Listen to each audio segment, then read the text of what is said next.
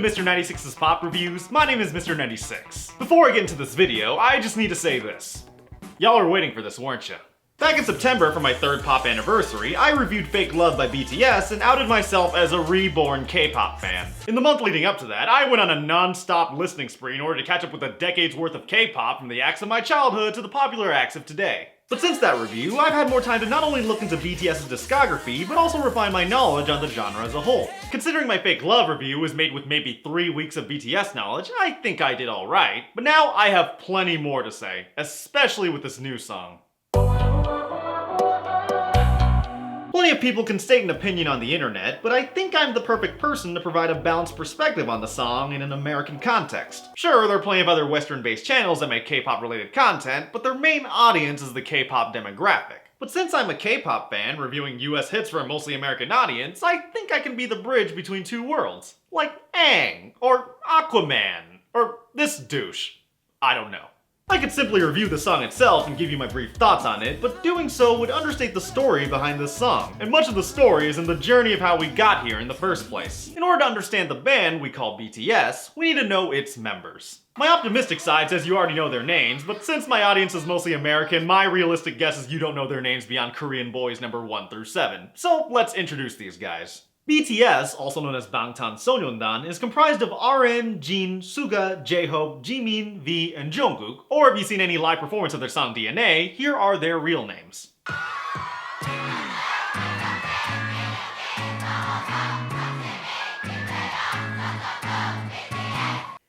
Thank you.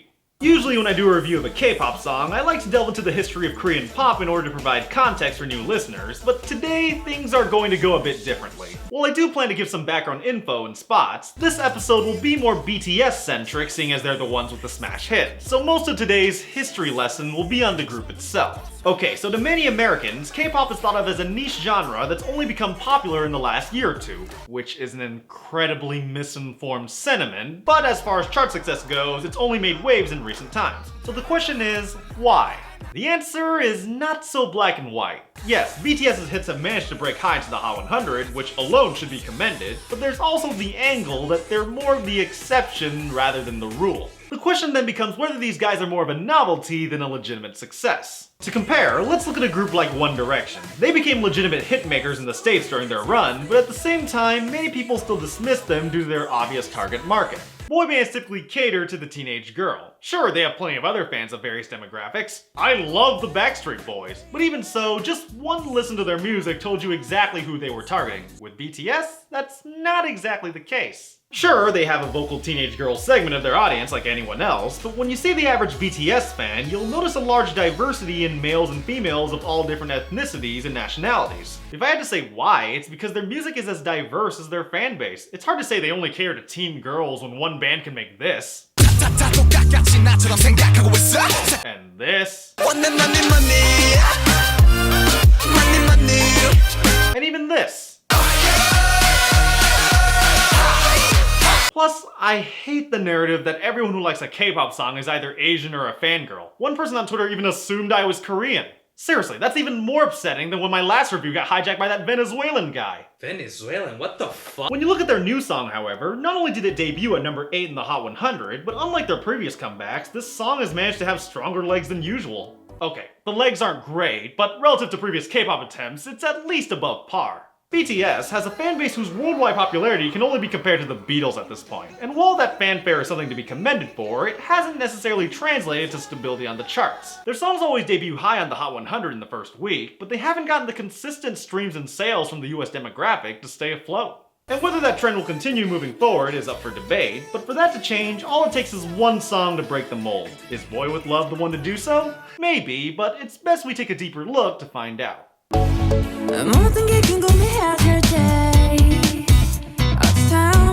The first thing I have to praise is the choice for Jimin to open the song. His higher, airy voice complements the guitar and bass to properly set the colorful tone. Back when I reviewed Fake Love, I mentioned how I wasn't too keen on BTS's tendency to favor noise in their recent music, so starting off the song with a relatively grounded and tightly produced aesthetic really threw me for a loop. Now, I'm not saying loud music is inherently a bad choice. For example, take this song they made in 2017.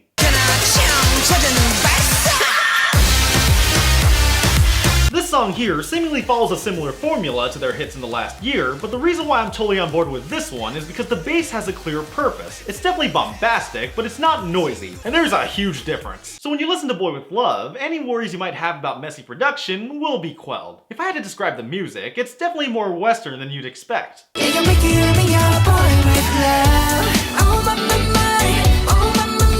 The chorus does a great job of being catchy while not trying to overdo the music. The main draw of the hook is in the emotion, so the song finds the perfect balance of being danceable while also highlighting the artist singing the song. Having reviewed pop music for nearly 4 years, I've learned to appreciate the little things when it comes to music structure. And one really refreshing aspect of Boy With Love is that unlike most BTS songs, Suga actually opens the rap verse before J-Hope. In most songs, it's usually J-Hope who opens the rap verse, and that decision is not an arbitrary one. Whenever you listen to a BTS song, telling the rappers apart is actually very easy. RM's the easiest because of his deep-ass voice, but since he's the leader, he usually gets verses independent of the others. As for J-Hope and Suga, they're usually paired together due to their complementing styles. J-Hope is the one whose rapping is very loose and eccentric, while Suga usually wraps things up with a more tight and edgy style. So when listening to Boy With Love, hearing Yoongi open the second verse is something you wouldn't normally envision, but I'd wager that's actually the point. J-Hope usually opens the rap because his eccentricity stands out, but considering the song's already light and upbeat, Suga is actually the one whose style contrasts the music, thus making J-Hope the proper closer. You see, when writing a song, this is how you properly subvert your own tropes. Just like how the great Ace Attorney has just the right amount of twists and updates to refresh and evolve the Ace Attorney formula. Seriously, I just finished the English fan translation of the great Ace Attorney, and it is so damn good. If you call yourself an Ace Attorney fan, thank Scarlet Study and play this game now. So with this song breaking many records, some people have asked me whether I think K-pop can become the next big thing in America, and I've always hesitated to answer that question because it's not as black and white as it seems. If you're asking whether K-pop songs in general have the potential to become big hits, the answer is obviously yes, but if you're asking whether any K-pop song can become a hit with these, the answer would be no.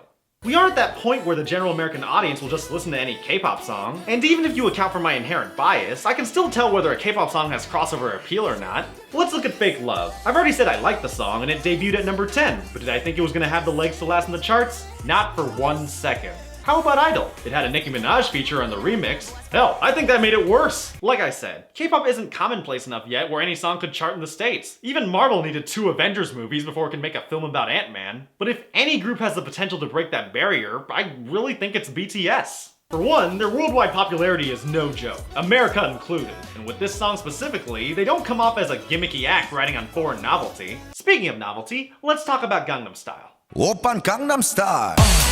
I liked K-pop before Gangnam Style became a thing, but even as a 16-year-old, I knew Gangnam Style didn't get popular because of the song itself. It's easy to say a song has novelty just because it's foreign, but if you actually listen to BTS's latest EP, it's some of the most focused and well-produced content they've ever made, and that wouldn't change if all the lyrics were in English. And for those of you who think I might be giving BTS too much praise, don't go thinking I'm some blind supporter. I'm not even a member of ARMY. I'm a Blink. Let's kill this love. Yeah, for those of you who might be new to my channel, you can consider this music critic here your resident Blackpink fanboy. Wanna talk Blackpink? Here's my Twitter. But even with that in mind, I knew very well that Kill This Love wasn't going to be a top 20 hit. To use a prior example, Ace Attorney is my favorite video game series of all time. But even I'm smart enough to know it's not going to sell more than NBA 2K. If you want to talk Ace Attorney, again, here's my Twitter. So when I look at a song like Boy With Love, do I think it's the best BTS song? No, not really, but what I can appreciate is how it manages to find a balance between 2 different cultures.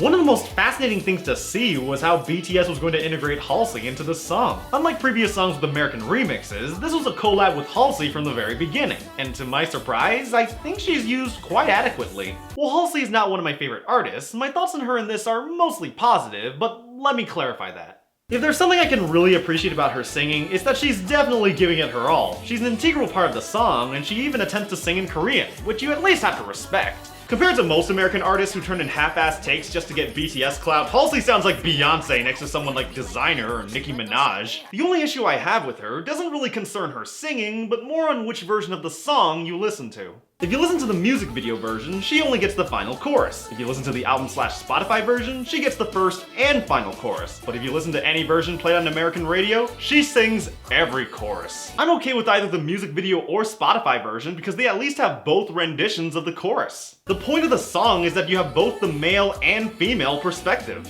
Having Halsey sing every chorus not only undercuts the meaning of the song's title, but some radio stations I've heard also remove the entire rap verse, thus making the song over 50% Halsey. That makes zero logical sense. I mean, Dua Lipa got most of the lines in Kiss and Make Up, but at least that was her song from her album. I don't get it.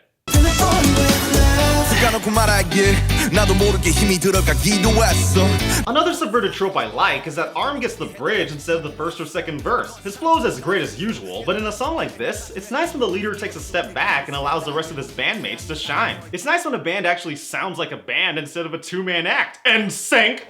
Whoa, where'd that come from?